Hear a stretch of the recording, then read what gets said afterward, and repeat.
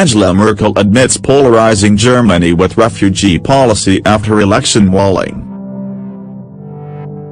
The German Chancellor suffered a mauling at the polls, with the far-right, anti-Muslim Alternative for Germany (AfD) party entering the Bundestag for the first time.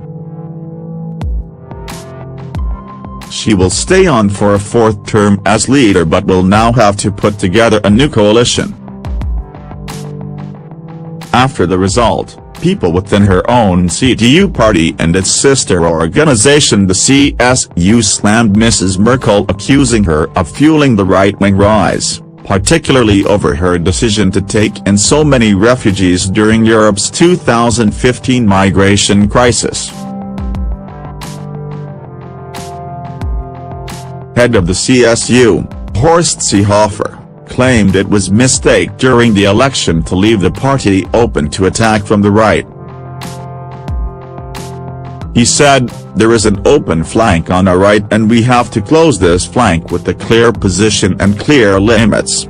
His party warned its support should not be taken as read without action on immigration limits. And Mrs. Merkel admitted the polarization of Germany was linked to me as a person, quite clearly. She told a press conference yesterday, "We have started to analyze the voters we lost, especially with regards to those who went on to vote for the AfD. We want to get them back by good politics and addressing some of the issues." Mrs. Merkel now faces the task of trying to form a coalition, most likely with both the pro-business FDP and Greens. The parties diverge on a range of topics including immigration, making any fresh appeal to the right to challenge her previous partners in a grand coalition. The center-left Social Democrats said they would go into opposition after their own poor election night. Leader Martin Schulz said his party had no choice but to go into opposition to defend democracy against those who question it and attack it, after dropping to a post-war low of 20.